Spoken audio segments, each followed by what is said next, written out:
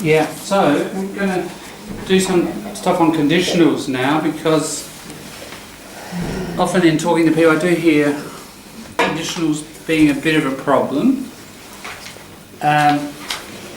Sometimes it's a matter of choosing which one. Should it be the first, the second or the third? There are really tricky ones called mixed conditionals, and we'll get into those as well. But yeah, let's go through them, and then I don't know if we'll get time tonight. It'd be good to write, but I don't think we'll get there. But maybe the writing involving conditionals will happen next week. But anyway, here's a chart. So I'm not going to go right through every single bit of conditional. It's just a reminder, and you've got this chart as reference for a bit of practice and a bit of conversation. So if we have a look at the chart, the table there, we've got 4 conditionals. We've got 0, 1, 2 and 3 down the left side. And your first one, the 0 conditional, it's the simplest grammatically. Let's have a look now. See how it's cut off on the right hand side, the writing? See examples? Now I looked on the internet and I looked for several such tables, and I felt this was the best one, but the actual image on the internet was cut off like that. Oh well, I thought I'll write it in, but then I thought no, you can write it in. I'm going to hand it over to the group, and you've got to decide what the ending is. It's part of the practice, all right? But so somebody is introduced into the factory, first day of work. If you press this key, the game starts. Actually, it wouldn't be a factory; it'd be a computer, isn't it? A computer game. Yeah. If you press this key, the game starts. TS starts, because if we go back to the second column there, it says if plus simple present. So you use simple present, the game starts. Alright, so now we have 2 clauses in a conditional. You have the result clause, what happens, like the consequence, the game starts. And you have the if clause, and that if clause has got like the cause. You could think of it as like the cause clause. And the meaning of the if clause, real and possible situations at any time. That's the thing about the 0, it can happen at any time. If at any time you press this key, the game starts. So it's like under all conditions, it always happens. And here's the use. What I liked, one of the things I liked about this table was it shows this column, the use, and this might help you sort out when to use a certain conditional over another. So we use the 0 conditional in situations that can occur at any time, more than once, and their results. General truths, often scientific ones.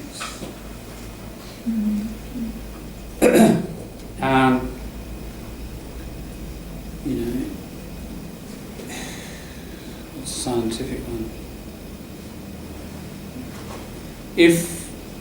If stars are 100 times the mass of the sun, they explode in a supernova.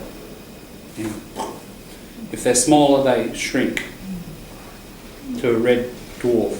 Right? So just astronomical science, something like that. So, yeah, that's a general truth, isn't it? It happened millions of years ago, it will happen billions of years into the future, it happens on the other side of the universe. So, it's a general, eternal truth. We use the 0 conditional. The simple one, if water is heated to 100 degrees centigrade, it boils. Simple present. General instruction, like the one, if you press this key, the game starts. If you boil water, it turns into steam. If you want to start, press the red button. Yeah, so that's the general instruction there. So we use the zero a lot in those circumstances. Alright. And next, the first conditional is if and simple present in the if clause. In the result clause, the simple future. So we use will or a future structure. So the meaning of the if clause is it's possible in the present, it's possible right now. Or in the future, really pretty, you could write near future, it's going to happen it's likely. So when do we use it? Possible future events and their results with a command, with an offer, or with warnings. If it rains, I will stay at home. So, what about this one? If it rains, I stay at home. What's that one?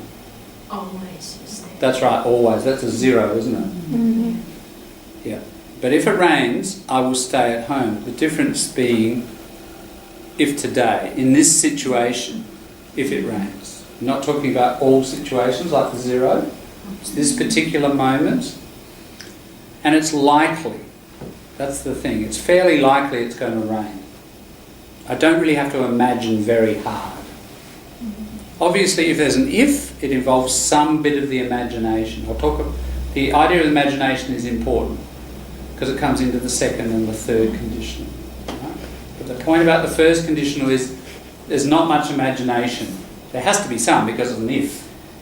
Right? It's just philosophically logical, isn't it? That if involves imagination, it has to.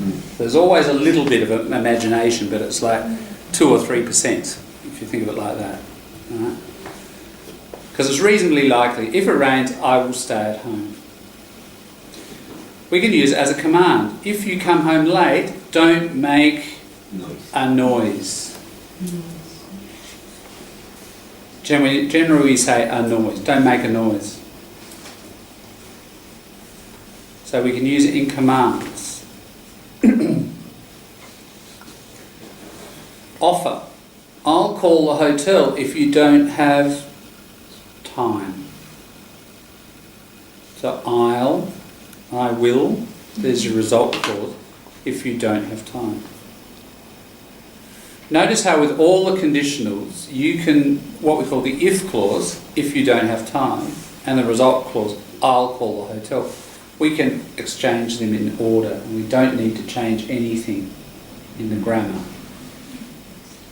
Alright, so we can say, if you don't have time, I'll call the hotel. There's no problem. However, there's a little minor thing for punctuation. If you start with the if clause, you should have a comma after the if clause. If you start with the result clause, like I'll call the hotel, you don't have a comma. And the reason for that is, if you start with if you don't have time, does that sound like a full sentence to you? No.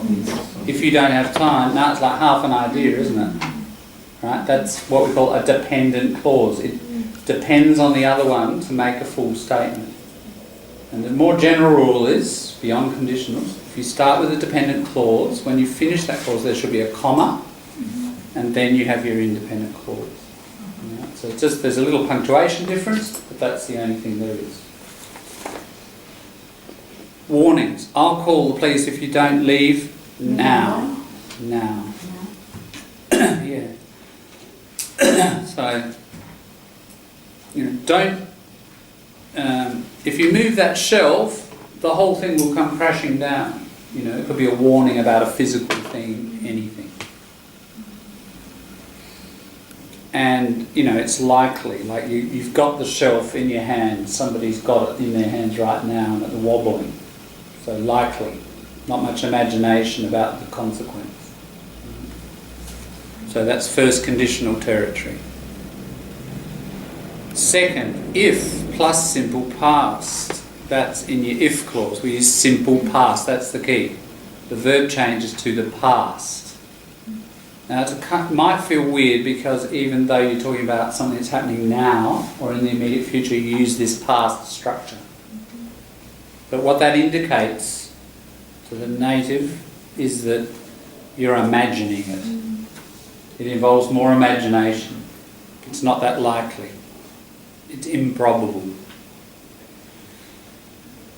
In the result clause, would or could plus the verb.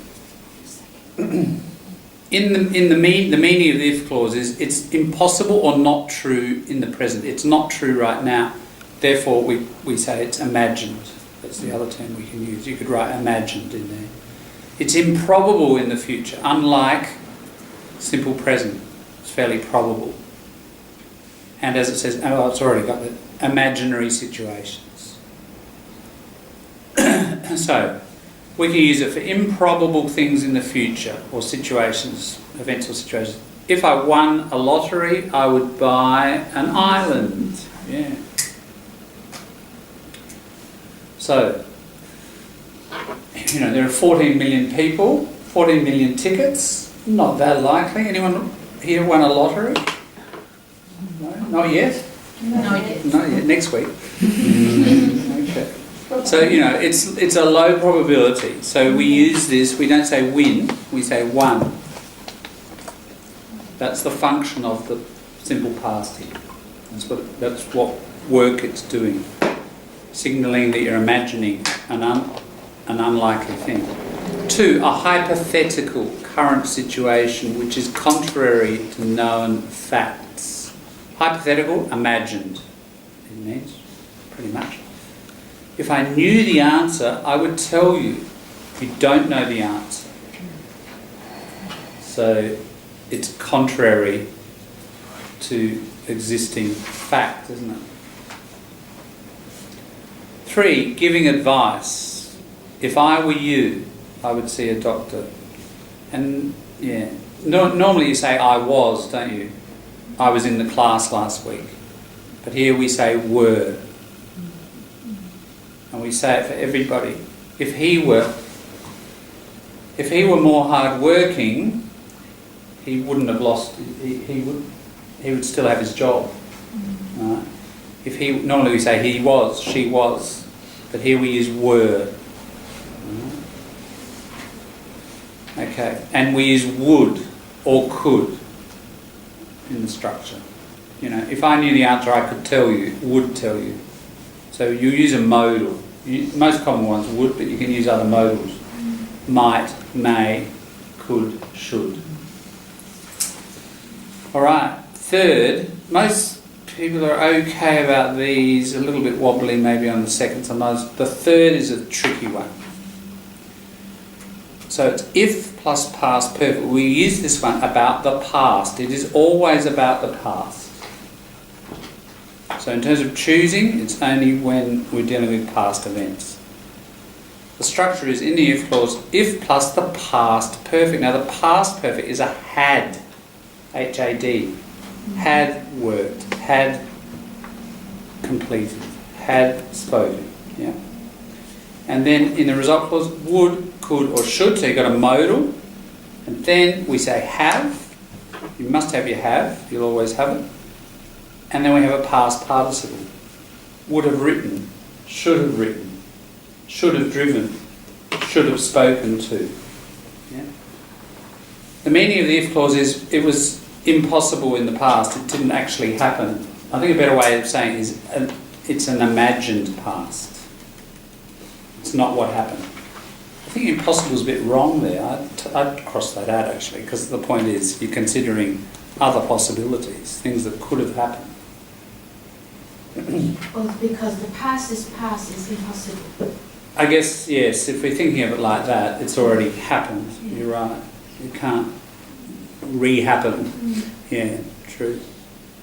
We use it for regret. If I'd seen the red light, I would have stopped. Would have. Criticism. If you'd worked hard, you could have passed your exam. Isn't it? Now, a really little subtle pronunciation thing I've mentioned to diploma people when I was in TAFE, and if you come from class with me, you'd know this one. I would have stopped. How do we say that? H-A-V-E. Would have, not would have. I have this computer. Have. At. Hear that vowel? Have. You know, I have this piece of paper. You may have glasses. Have. At. But when it's that's not the main verb here, is it? The main verb is stop. So the have is a little helping verb, the auxiliary. It's a common auxiliary in English. Yeah, and it becomes have. So if we write it phonetically,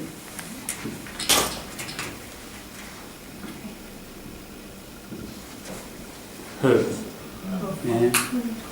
So I would have, and you can even contract it. I would have. You hear the difference? I would have. I'm still saying that have. I would have. I would have. Right? So that's a full contraction.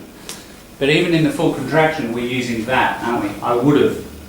You don't say the H. I would have. So that would be like. So would. That is that. But if we contract it, then it becomes would have. Would have. Like that. And that's more common in speaking. Can you repeat the difference between? Yeah. So first one, would have. Would have. Hear the have? There's a have here. Yeah. Would have. Contracted form, would have. Would have. So it links and we just get div. Would have.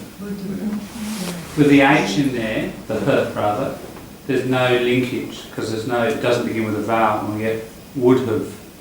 Would have. Yeah. So that's not just in your conditionals, it's in your present perfect. I have written a letter, I have packed up my bags, I have, you know, signed my passport application, I have, not have. If someone says, oh no, I don't think you have, I have, now when I'm stressing it, it's the main stress, then it becomes an at again. I have signed it. So these auxiliaries are a bit tricky when they get the stress, they become the full at. Have a listen out for that now, see if you can hear it in native shifting like that. And try to copy it. So that one is a bit trickier because you've got this past participle, you've got have plus past participle, haven't you? Structure. Mm-hmm. Yeah. Now, mixeds. All types of conditionals can be mixed. Any tense combination is possible if the context permits it. I'm just going to jump down to type 3 because it's probably the one you hear most common and you'll get, I think it's the clearest one out of the difficult ones. Let's start with type 3, mixed conditional. If she had finished earlier, she didn't, she would be going to the party tonight. So, see, normally, that's a third, isn't it?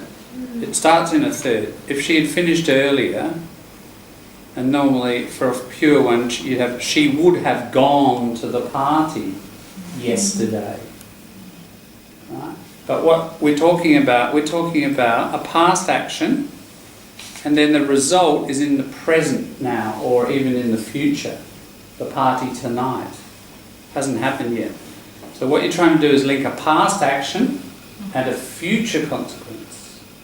Whereas what happens in the pure third conditional, it's a past action and a past consequence, isn't it? Have a look. If I had seen the red light, I would have stopped, both in the past. Both in the past, in the pure third conditional. Mixed conditionals is because you're crossing time zones. So you mix the tenses. Yeah. So this one, to have a look at it again, so we process it fully. If she had finished, not had finished earlier, if she had finished earlier, that's your imagined past. So it starts with a third conditional. She would be going to the party tonight. She isn't going to the party. That's part of a second conditional. So we've mixed a third and a second there. But she's not going to the party, it's imagined. So it's part of your second. So then in this case, it always, because it is going to get connected with now, then there always have to be an ing afterward. Huh? Yes, it's often put into a continuous form with the ing. Yeah. So I'll do one of these that I think you'll understand. If you had stayed in your native country, you wouldn't be studying bloody mixed conditionals right now, would you? Yeah? You wouldn't be studying. It's happening now. Yeah. You wouldn't be. You wouldn't be Yeah, studying. you studying, yeah, you're doing it now. So what we're doing is we're linking a past cause with this present situation, and the present is sort of unfolding and we're doing it, we're studying. Yeah. So yeah, very commonly, 90-something% probably, you express them in this continuous form, like this. You can do it with stative verbs. Stative verbs are like be, have, etc. If he hadn't stolen the car, he wouldn't be in prison now. We wouldn't say he wouldn't be being in prison. Right? So for some verbs, what we call stative verbs that don't take the continuous form very much, we don't do that consequence clause, the result clause in the continuous. Right? But they're less common. It's probably about 10% of the time they happen. Can you repeat the example? Do you know your stative verbs? Who's heard of stative verbs? Everybody in my diploma should have their hand up, because you did. We did it. Stative verbs are verbs that describe the state of something and of emotion or existence. Oh, yeah. Do you remember those? Oh yeah. Oh yeah. They're worth going through. We can do it. Maybe we'll do it as a follow-on. I'll get a list. Or the beginning of a list. You know, you can grow your own list because there are many, but it's good to be aware of them because they don't, like love. Do you remember this example I've talked about? Like, I love that hamburger, yeah. But McDonald's say, I'm loving it. You know, usually you don't do that, I'm loving it. I love it. Don't you? You say, I love it. You don't say, I'm loving it. You don't hear it very often. But you do or not do? Is it something that is continuous? Yeah, and like as well. So a lot of emotion, a lot of taste and like, these are stated verbs. You don't say, I'm liking it. But you can. Right? If it's a really good wine, yeah, $500 bottle of Grange, you know, oh, I'm liking this wine. Because every little sip that you take, I like it, I like it, I like it. 3 minutes later, I like it. Yeah? So it's all gone. So then I'm liking it. In other words, every little bit I have, I'm liking. That's why McDonald's do I'm loving it. Because every little bit of that crappy mayonnaise, you know, I'm loving it. So it's clever. You know, they've taken this stative and advertisers are really, you know, some of them, really good linguists.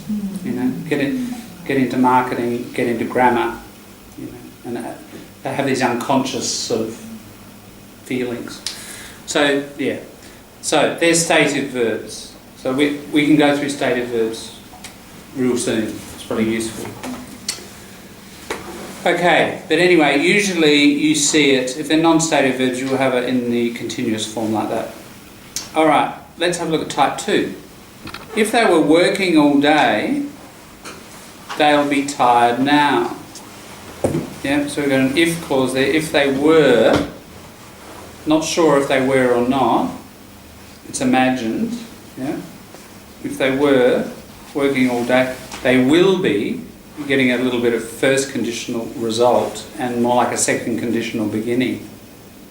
So again, it's coming from the past, but it's coming up to now. It's not like that third type 3, where that event happened in the distant past or in the separated past. It's happening up till now. They will be tired now. Type 2. If I were you, I would have accepted the job. Now, what's that start? And look at the next one. If he were a better driver, he wouldn't have crashed the car. Right? Now, you're not me, and he is not a good driver. So they're imagined, aren't they? What conditional type are you starting with there in the if clause? 2. That's right. That's a second conditional. If I were you, it's in the present and it's imagined, isn't it? If he were a better driver, but he's not, so it's imagined. I would have accepted the job, he wouldn't have crashed the car. That is normally belongs to a, what kind of conditional? True. That's right, that's a third. So you've mixed those as well. Yeah, that's a second, third mix. They do happen, they're not just totally rare and endangered animals, threatened with extinction. They do exist. We do say them or write them, but they're not as common as the top 4.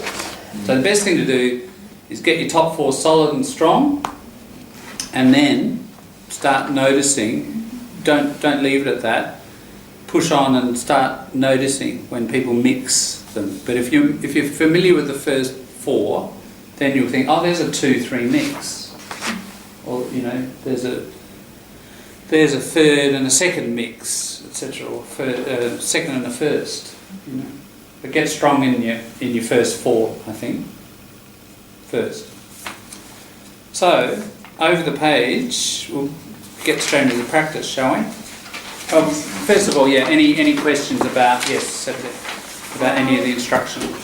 With the mixed conditionals, I can understand the difference with the first one and the last one. I mean, the first one, because it is a continuous situation, it's still going on, so that's the mixed. The last one, it's been in the past, but the result is enough for I can understand the difference. But with this middle one, yes. If I were you, so why not continuing with the second condition? Yeah, conditional. Conditional. Yeah, okay, yeah, thank you, because I forgot to cover the sort of conceptual idea of this one. What is it doing? What's the function of it? Okay, if I were you, and so that's in the present, but you're referring to a past event. Look at the result. I would have accepted the job. So somebody's telling you about the fact that yesterday, right, in the past, they got an offer for a job and they said no. They turned it down. And you said, well, what the hell, If I were you, I would have accepted. So you're commenting on a past event. That's what that result clause is doing. But we're in the present, and I in the present am not you. Yeah? So we start with the second conditional. If we have a look at the other one, if he were a better driver and he still is no better today, he crashed the car on the weekend, he hasn't improved since, he wouldn't have crashed the car, on the weekend, in the past, isn't it? So see how that's a mix, you're referring to these 2 times, and the consequence, the result is in the past. But in comparison with the normal second conditional, it is because the second conditional, it is about present. That's right. You'd say, if I were you, I would apply for that job. It's either it's now or it's in the future. That's right. Whereas this sort of mix, you're referring back into the past. Yeah, so if you want to refer back into the past, using a second conditional, you have to do it that way. You have to do a mixed. Does that make sense? That's a good question, thanks. Any other issues that might help clarify? The other way to clarify, of course, is just do it, isn't it? What if we do the first... Let's just try the first 10.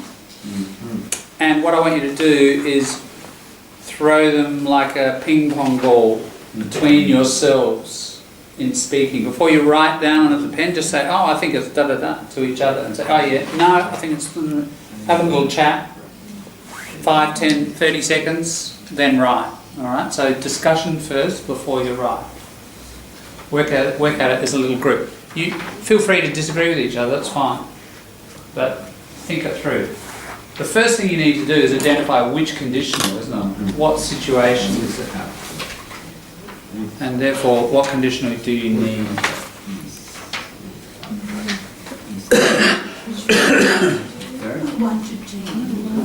1 to 10.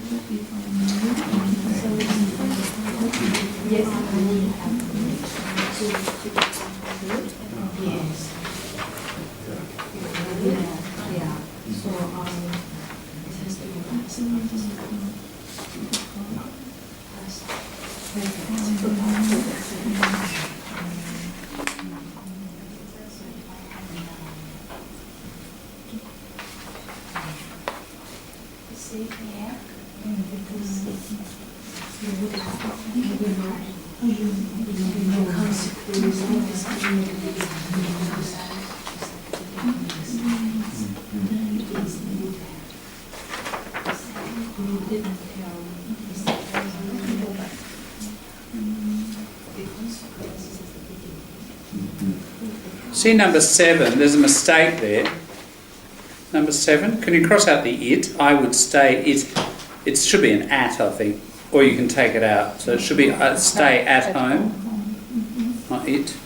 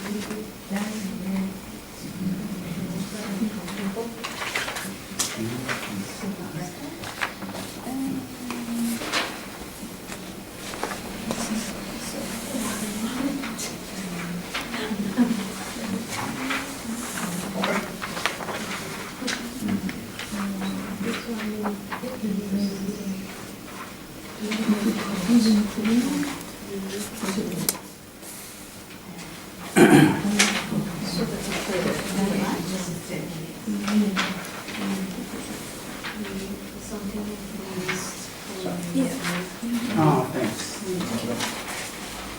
You got that one? Thanks. Oh, okay. Okay. Fine.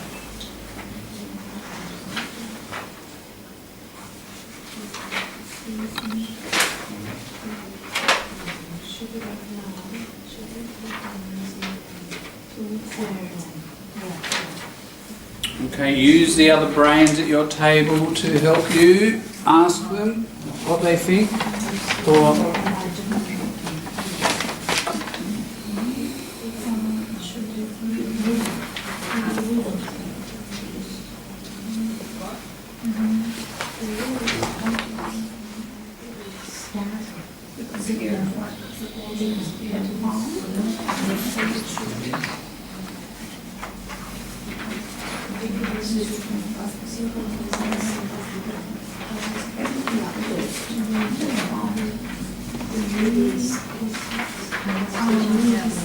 I think it's a mix of things.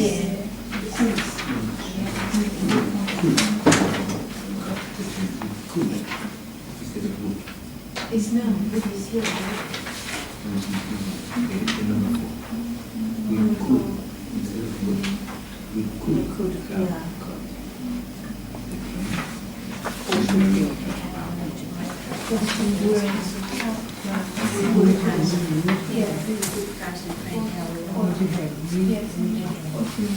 I'll tell you what, let's just check the first 3 or 4. So, because I can see it's not easy. So we'll check the first 3 or 4 and hopefully we'll clarify a few things and that might make the rest of them easier. So let's try number 1, Keiko. Number 1. I would have read the letter if I would have known it was. You've got a would have, and that's right. That's your. Which conditional is it? First of all, third. It's about the past, isn't it? I think the first thing to do is always identify which conditional. It's a third. I would have known. As soon as you hear that, it's about the past. So we're into a third, and would have read the letter is the result. Yeah. And then we've got an if clause. If I something or other. So in our if clause we use Have known. if. Have a look at the grammar. And it's the second column there. It's an if plus past perfect, isn't it? Yeah. So if I had known. Yeah. If I had known. Now, just also, you know how I said have, I've rubbed it off, but have and have, same with had and had. If I had known, it's just pronunciation thing. The spelling is the spelling, but if I had known. Yeah, not had known. I've said had because I'm stressing it for you to tell you that's the answer. But that's unnatural, normally, if I had known. Or contracted, if I'd known. Yeah. Just do pronunciation. But yeah, so that is a pure third, isn't it? I would have read the letter. What's happening here is the result clause is coming first. Then the if clause. If I had known, past perfect, it was from you. John, Yes. why can't we use the mixed condition here? Yeah, can you do it? It might work. If I knew. So I would have read the letter if I knew it was from you. No. It should be, because when you had the letter, I would have read the letter. It's referring to a past event, isn't it? Like, there's the letter on the desk. It's not there now. It was there, yesterday or 2 hours ago or last week. So both those clauses are in the past. They're referring to a past event. And if that's the case, you've got to use a pure third. One of those events isn't in the present. Everything's in the past here. So if it is, we've got to do a pure third. Does that make sense? Yeah. You will hear, a lot of natives will do it. Yeah. You hear it all the time, especially down in Noarlunga. I mean, it's a class factor, Yeah. Absolutely. There'll be a mix of some of these forms. But what we're doing here is standard upper middle class Australian English. That's what we call the received language. That's what I'm teaching. But yeah, it's important to observe and understand. There's a whole range of other animals out there, other species, but what's the high status one, the one that you want to get? Sorry.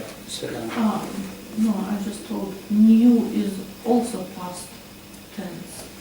It is, but it's simple past, and that's more simple past, more for a second conditional. Like, if I knew the answer, I would tell you. Yeah. But we can't use the simple past here for a past if event. We have to use the past perfect. We've got to use the third conditional structure. Got to do it. All right, number 2, Natalia. So if Tony doesn't help in the garden, I'll not finish my work in time. Yes, there are a number of ways of doing this, so that's one correct way. It's going to be a what conditional? Number? 1. 1, that's right. It's a first, isn't it? If we can tell it because if Tony doesn't, there's a simple present in the if clause. And that's either a 0 or a first. It's not a 0 because it's not happening all the time. No, it's happening like right now, come on Tony, hurry up now. So it's a particular, not a general. So it's a first conditional, not a 0. Yes, you can say I'll not, I will not finish. Right? I won't is the other one. That's the most common, spoken. Don't write won't. There's a few things about won't. All right. The rule, and if you've been with me before, you know that is what we call a contraction, isn't it?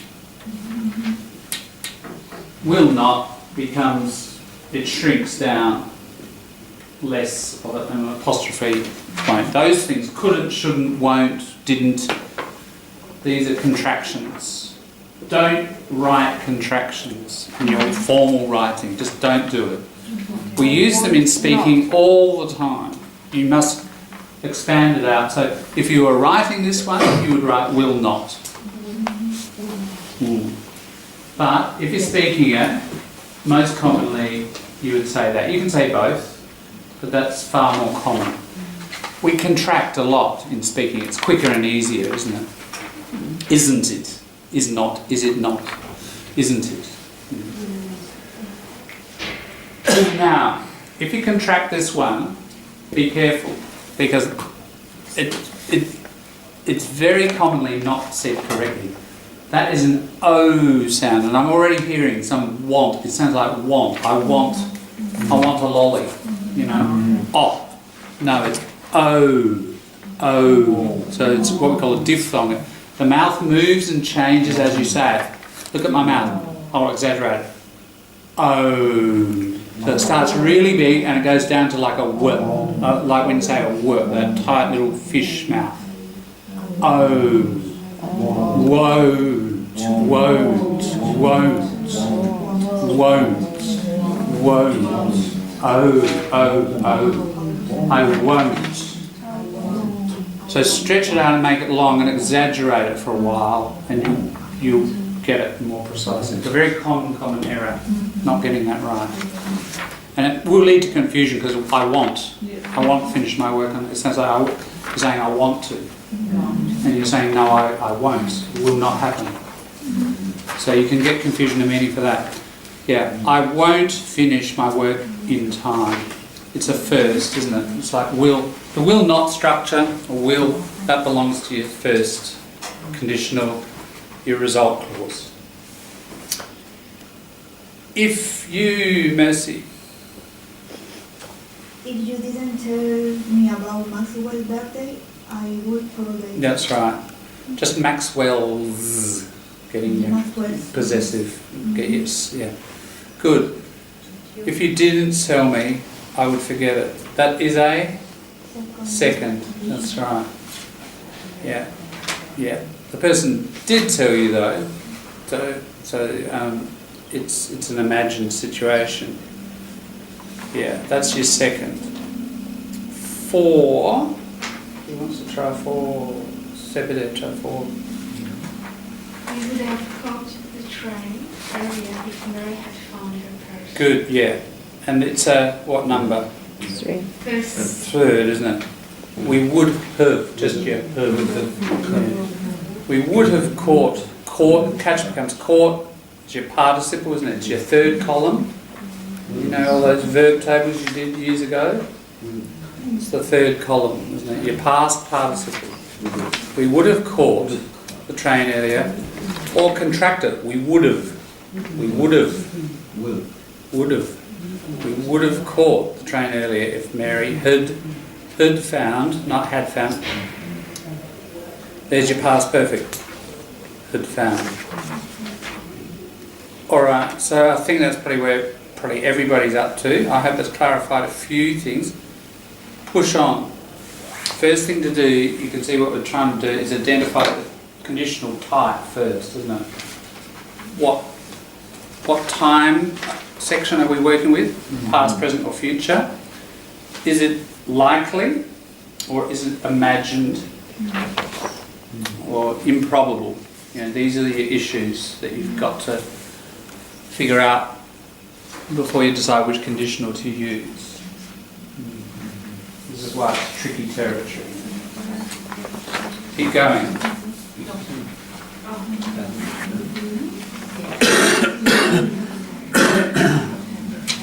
Thanks.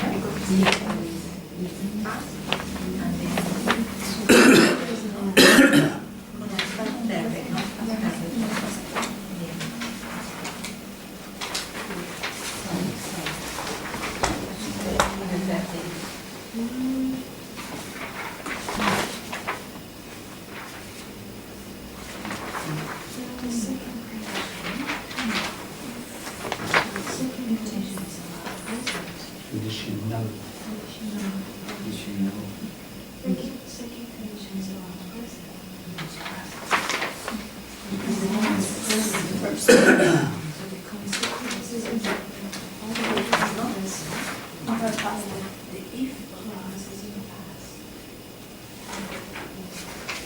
It's in the simple present.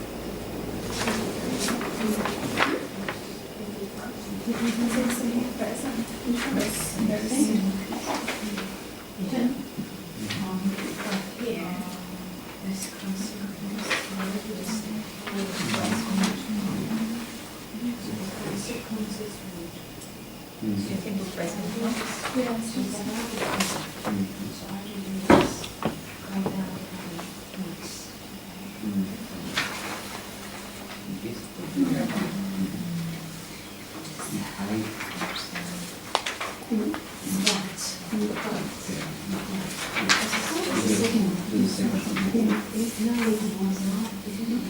What I'm going to suggest for homework is the next 10 after that, so up to 20. So if you have finished, push on.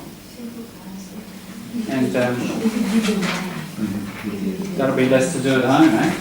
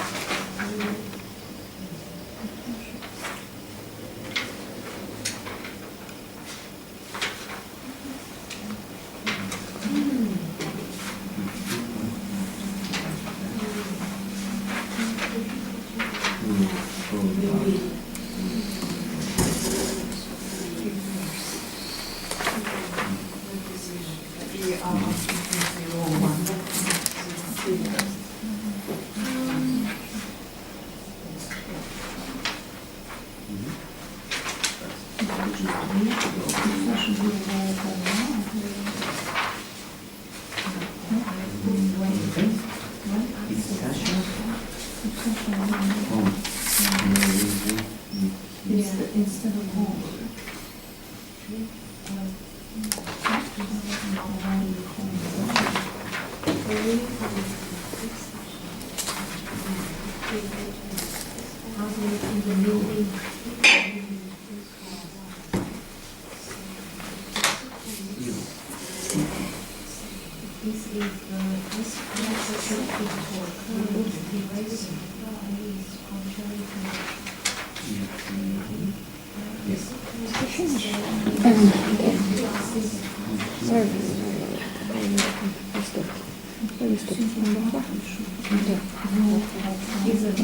About number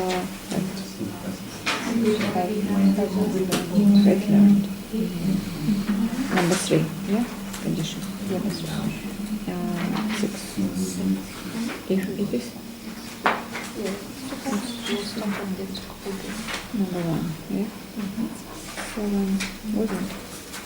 Sasha, she said. Second one. Sasha. Yeah.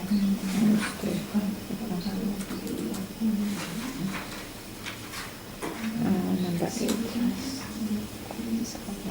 Good. This is the first one.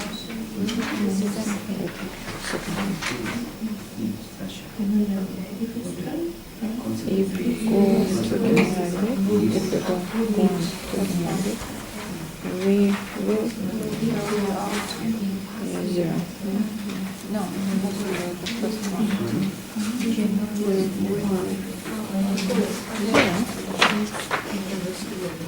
Which one?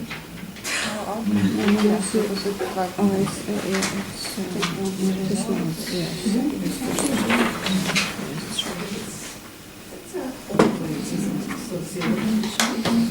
How about Sasha? If Sasha goes first one, I don't know. she would mean Rain.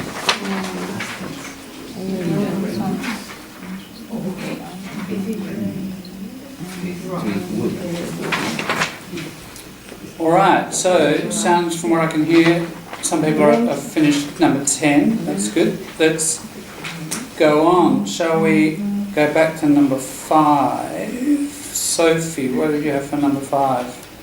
If children have learned the cause, they would have known the answer. Sounds good to me. It's a third, isn't it? You can see she would have known. So that consequence, the result is in the past. If the result is in the past, the cause must be in the past too, mustn't it? The if bit has to be. And therefore it's a pure third. If Susan had learnt the poem, just Sophie, just pronunciation, the grammar's perfect. She would have. Yeah, that's it. Sounding good. She would have known the answer. Good. So that's a pure third. Yeah. If Susan doesn't learn. No, it would have to be hadn't learnt. It's a third. So you got your past perfect. Your past perfect is hadn't learnt. You can say learnt or learned. So T or ED, both are fine. Some of those past participles you've got a choice. Most you haven't. But like dreamed, dreamt. Learnt, learned. They're both acceptable. Doesn't matter which one. Okay, 6, Olga. if it's too hot, we will stop and get a cold drink. Good, yeah. What? First one. First, isn't it? Yes. If it is too hot, and as you did, you contract it. If it's too hot, we'll stop and get a cold drink. It's pretty likely it's going to be hot, so you use it first. Yeah. So it's likely, therefore, number 1. 7, you want to have a go to 7? Lewis. If it didn't rain today, I would stay at home. Yeah, that's right. If it didn't rain today, yeah, I would stay at home. That is what you need to do. Not wasn't. Not wasn't rain. If it wouldn't rain, no. Wasn't. Normally you'd say if it doesn't rain today. This is the first time I've used this, and I don't like that one. It's just weird because it's today. Yeah. You wouldn't really use a second. You normally say if it doesn't rain today, because it's today, it's immediate, now, and you tend to use a first. Whoever's written this, we're just road testing it, and somebody who's written it, then they're a non-native. They haven't actually got the feel for this. That's not right. Only because it says today. Yeah. There was no today. If it didn't rain, I would stay at home. Yeah. If it didn't rain, Because they're still imagining something at the hang on, present. there's the rain now. Yeah.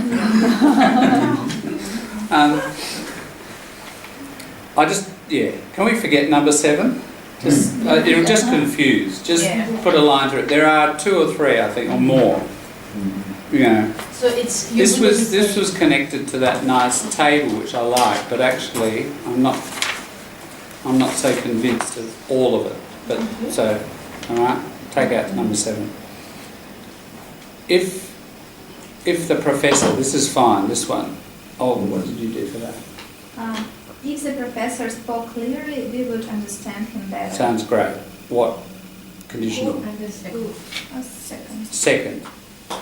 We would understand. So in this second, you have a past, the spoke, that is in the if clause only. If you have a look at your chart, you'll see it's only there. And then we, in your result, would understand. Have a look at your second. Yeah, would and then the verb, just the verb without the to. It's not the infinitive, not would to understand, would understand. Can I use Exactly could? right.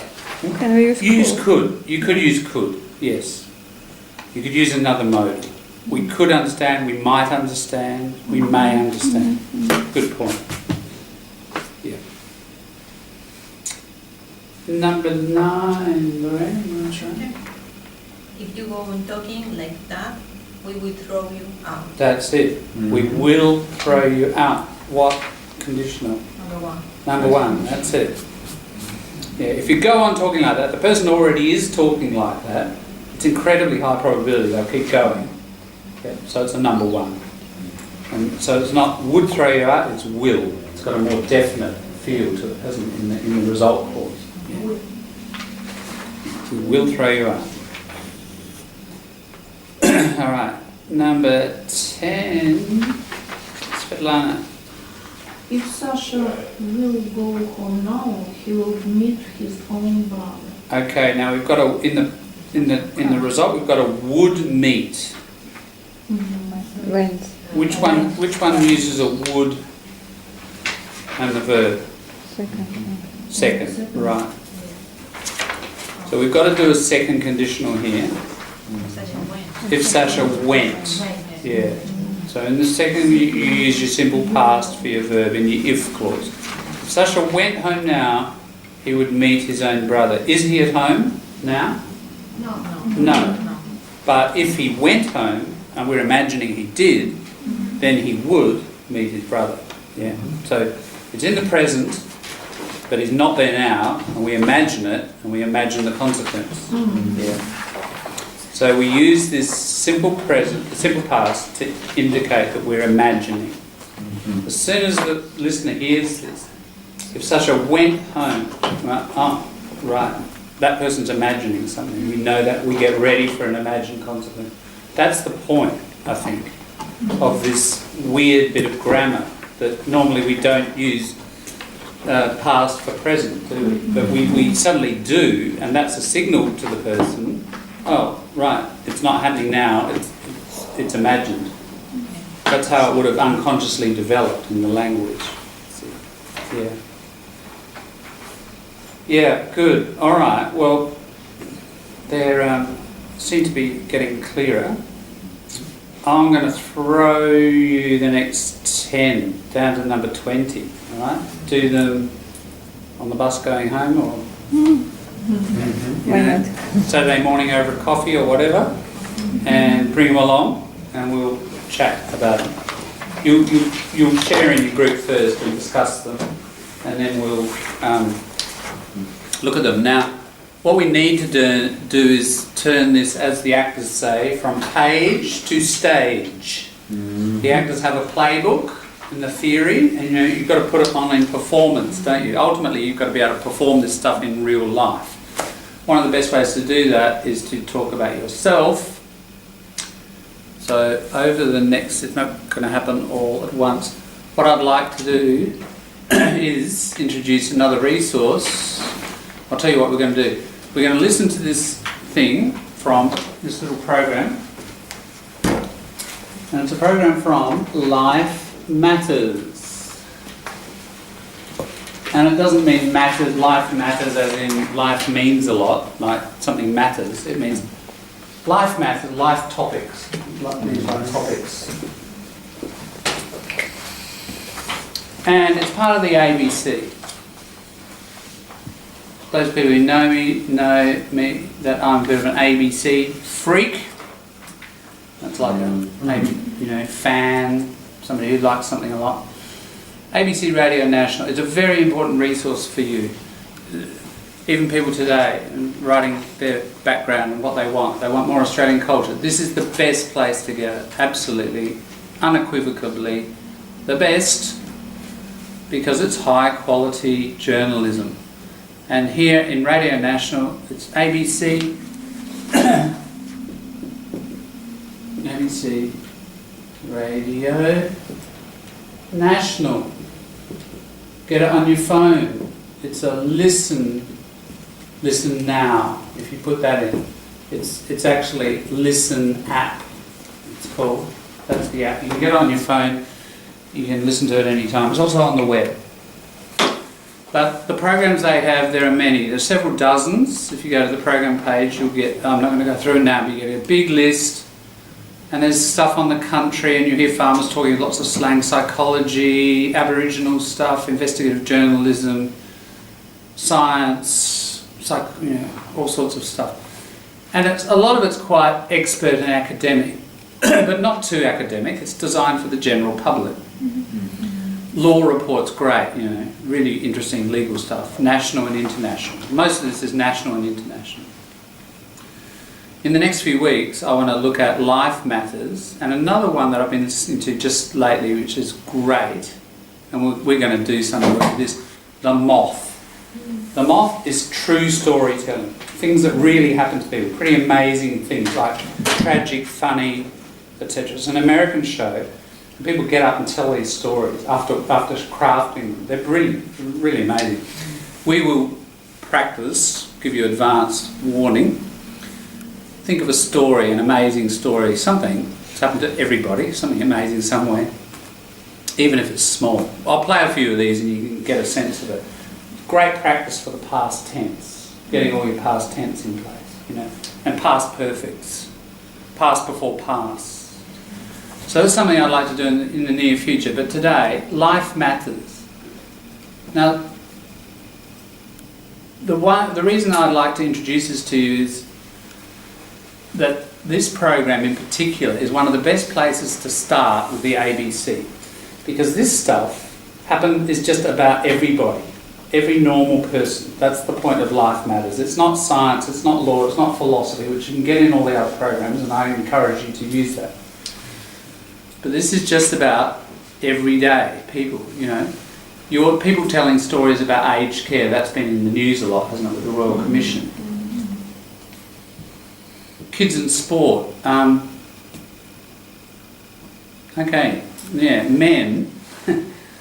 picking up on women's stuff like knitting and housework, and how does that work?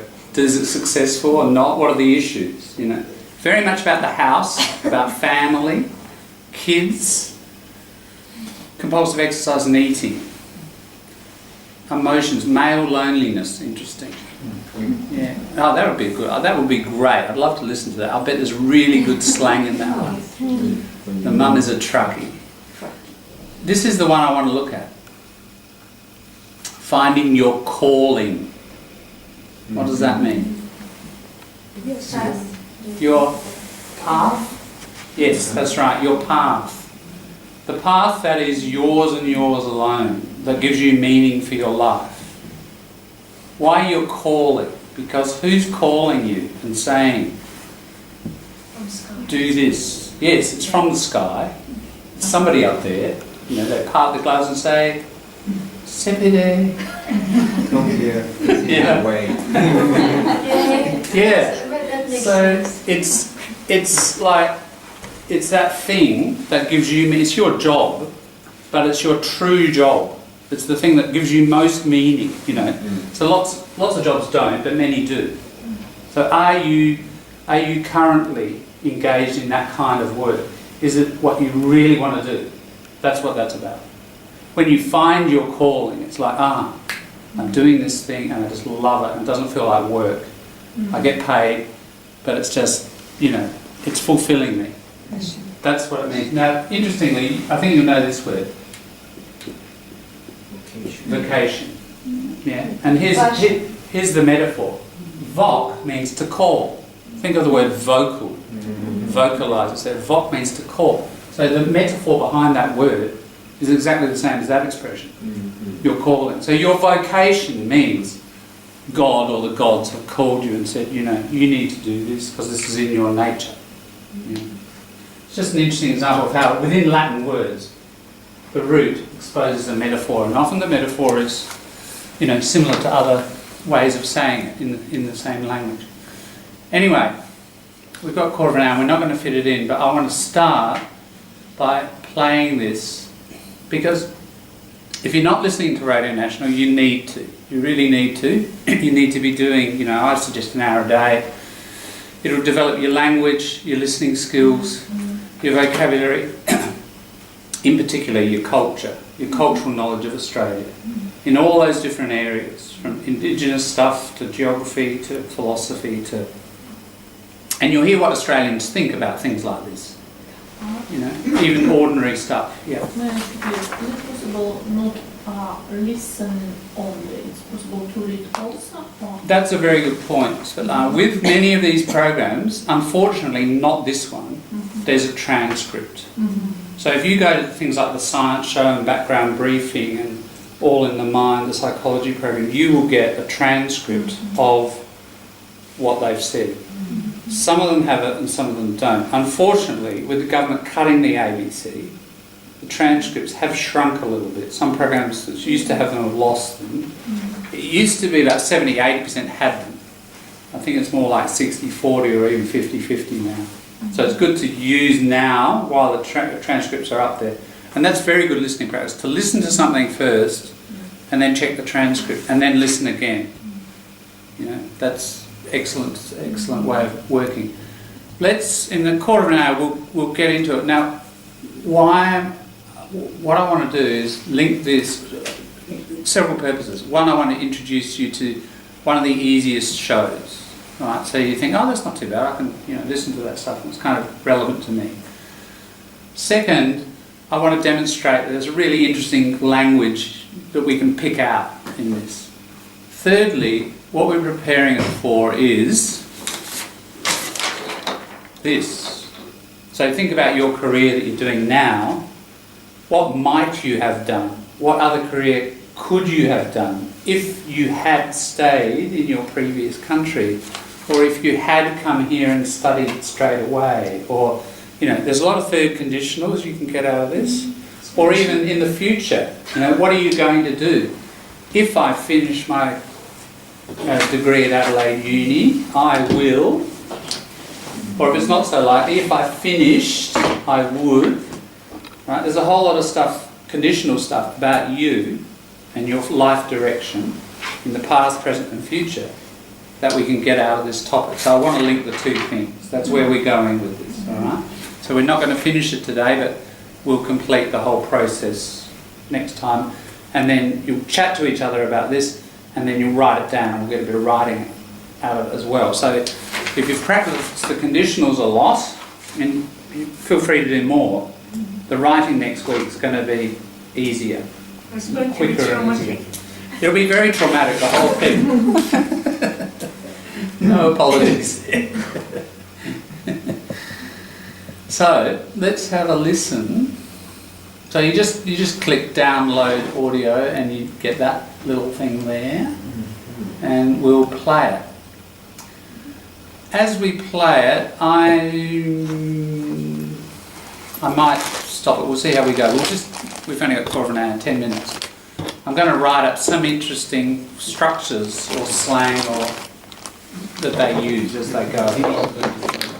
I think that we'll check the TV.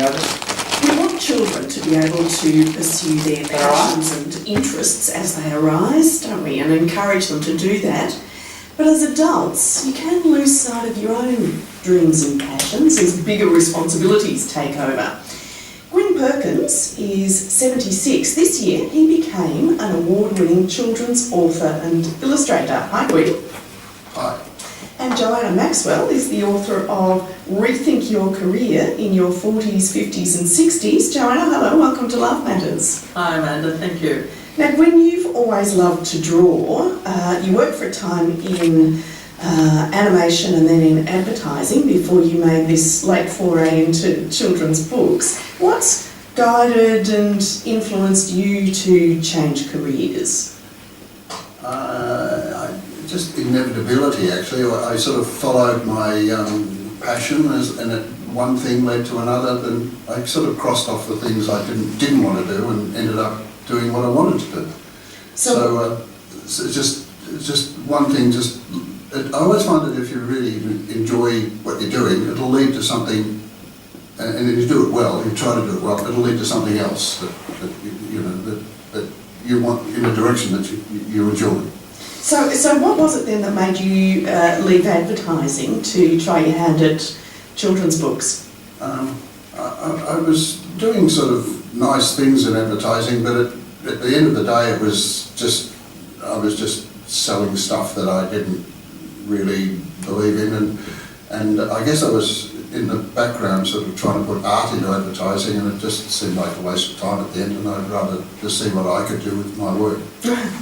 Well, Joanna Maxwell, you've made a few career moves too. You started out as a lawyer, then freelanced as a journalist, also a careers counsellor, and now you're working at the Human Rights Commission. Why did you drop that first career as a lawyer? In fact, my very first career choice was as a space explorer, but my parents decided that wasn't pragmatic, especially for an Australian girl in the 60s. I'll wait to hear about if you're planning on getting back to that. I think that one's well and truly gone now. But I became a lawyer because it was regarded as a sensible career, and I didn't want to be a doctor, and I know that's true of a lot of lawyers, doctors and accountants out there. And I ended up really unsatisfied and unhappy, and it just grew and grew to the stage where I had to do something about it. Right. Well, with Gwyn, he's always loved to draw, so illustrating kids' books and now writing the stories as well is not such a surprising leap, I guess, as the career changes you've made.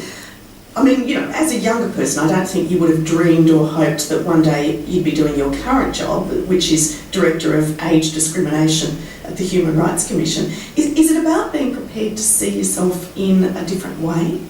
Absolutely, I think that's part of it. I think partly it is a ridiculous thing to expect somebody at 18 to know what's going to be satisfying for the rest of their life. And of course, the world of work changes so fast, even if you do know that you want to do this forever, it may not be possible.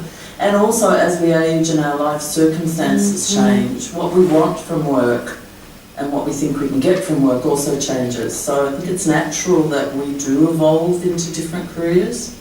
Well, Gwen, you said that even though you're now a published children's illustrator and author, it's been hard to call yourself an artist. Why is that? I doubt my ability most of the time. I mean, I sort of I look at something I did a while back and think it was terrible. You never really know that you're doing it right until somebody tells you that you're doing it right. Sometimes it's just hard to decide that as you go. Yeah, well, I have to say that you have the wonderful ability of being able to draw all sorts of very subtle facial expressions using very few lines, which you do in these kids' books. It's delightful. Joanna, for you, has your original training and experience in law been of use to you in your subsequent careers? It completely has, and it's something I used to tell clients all the time, that the training you do is almost never wasted because you can transport skills. So for me, no matter what it is and how unrelated it might seem. Pretty well. Don't challenge me with an extreme example, but for most of us, we're in a kind of ballpark from the beginning, and so we're just refining things. And as a lawyer, the thing that I will always be grateful for is it taught me to think in a critical, logical, building an argument kind of a way, and it also taught me a lot of pragmatism and reality about how the world actually works, and those things have certainly stood me in good stead.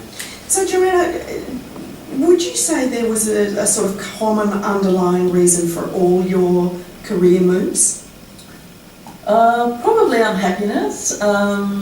and knowing that somewhere out there was something a bit more satisfying, so I kind of never gave up on myself in that sense. Although when I was a lawyer, I left it far too late. I left the law because one day I got up and put on my black fancy suit and my shiny shoes and picked up my briefcase, and I could not physically make myself walk to the front door to catch that bus to work. Wow. You were just sort of rendered what? Immobile by some sort of deep unhappiness about the work? I think so. That something in my body just said, enough. You cannot keep doing this. And eventually I did go back to work. I was a good girl. I didn't quit on the spot. But that was the day where I knew that enough was enough and that was going to damage my health. And I would hope that most people don't let it get that far before they start researching and planning the possibility of a career change. Fairly dramatic story there at the end. I'm just putting up some expressions. Have you heard that one? Yeah. Enough is enough. Yeah. Like someone gets to the end and says, enough is enough. And she had that bodily, physical thing. She couldn't walk to the gate. Has anybody ever had that experience in a job? Yeah. Where you feel physically, it affects you physically? Yes. Yeah? Lena, what sort of thing has happened to you? What has happened to you? I'm a cook. So when I was working in a restaurant that was very recently, my partner lost her mind when the restaurant is busy. Especially one day, she was throw the rubbish for everywhere, and that became stressful. And I had to say enough is enough because I don't support her like that. So I had to go out. Right. Yes, so you just had to get out. Yes, enough is enough. It's not secure work with a person like that. No, so I need to feel safe. Yeah, safety. sure. Yeah. Yes, enough is enough. Yeah. In that case, enough was enough because of past tense, isn't it? Yeah. Yeah, I mean, a lot of work's stressful, isn't it? And different sorts of stresses impact on different ways. Yeah. Thanks. So you can see what they're talking about. They're talking about satisfaction, aren't they? What we call career satisfaction.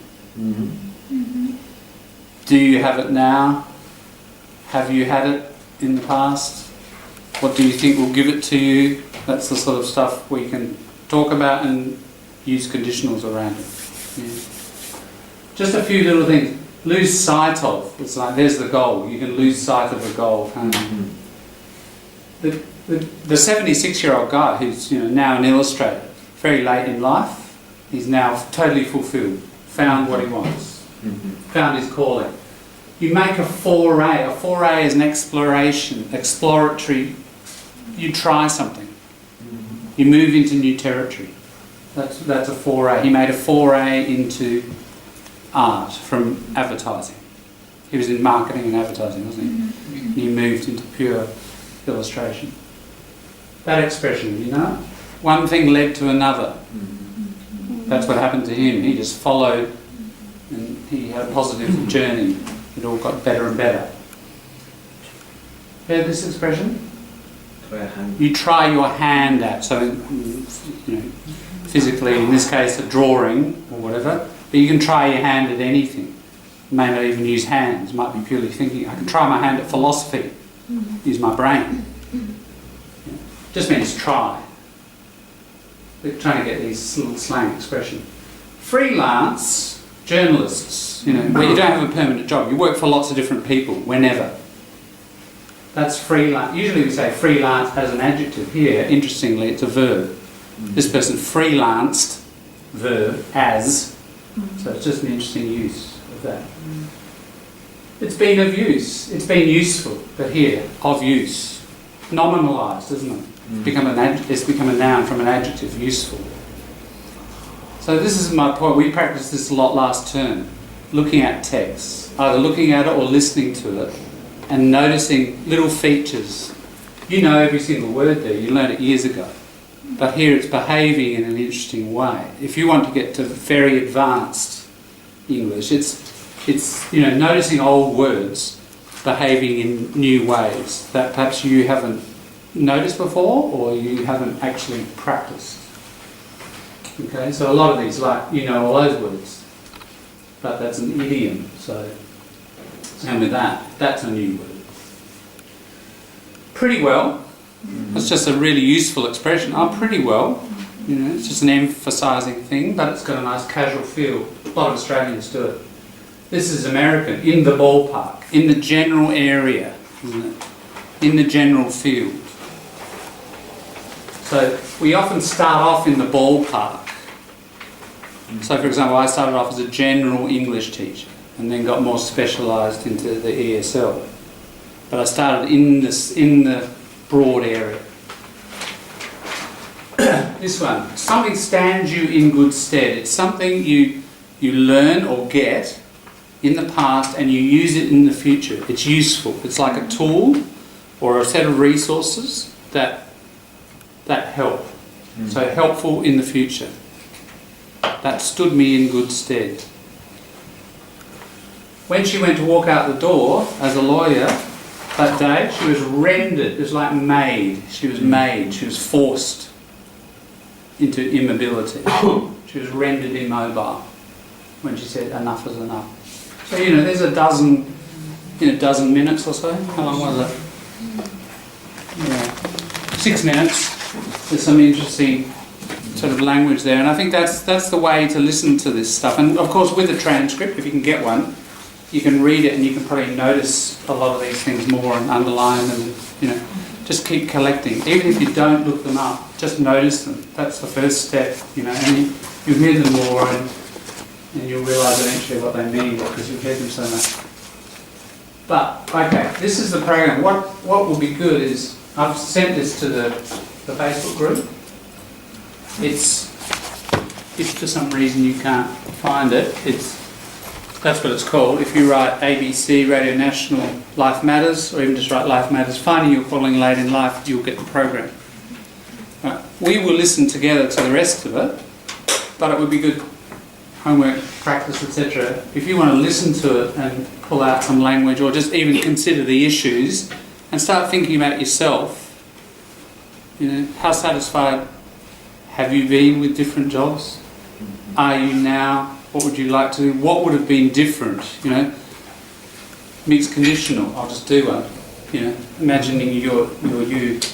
I would be more satisfied in my job now if I had studied a master's degree in my native country. Maybe you don't feel like you're high enough now because you're not qualified enough. Something like that. So you talk about now, but you're going to talk about past and things in the past that influence now.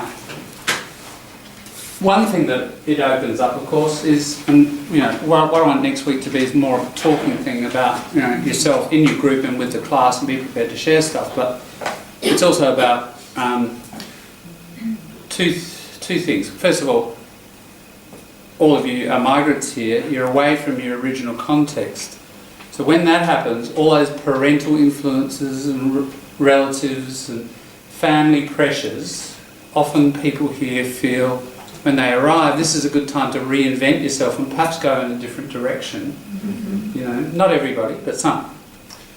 And so, considering those pressures, were you kind of pressured into a career that wasn't like your calling? And it was more like, people around you sort of shaped you in that direction? And are you still going in that direction and happy to? Even though it's not perfect, you think, all right, it's realistic because that's what I'm qualified in. Or are you at the point where, and I've seen several people do it, dozens actually, of like, I had this job in my past country, I don't have a job now, this is a really good time, I'm going to reinvent myself and I'm going to follow that dream, and I've always wanted to do blah, and maybe I can do it. If I studied that master's degree or that post-grad diploma, I could blah blah. The second conditional, isn't it? So there's lots of, grammatical play around we can do with this, but I think it'll be an interesting discussion as well about, possibly, about, migration, career, what you really want, what has worked, what hasn't worked, etc. That's where I want to go with it. All right? So have a think about that stuff and be prepared to talk about it and put it in sort of conditional, have a think how you might put some of this in conditional form, right, for next week. So, yeah, get into it, life matters, have a listen, and complete the rest of that, yeah, or at least down to number 20. If you want to push on to, but we'll review 11 to 20 next week. Cool, thanks guys, we'll see you then. Thank you, John. No worries, all right.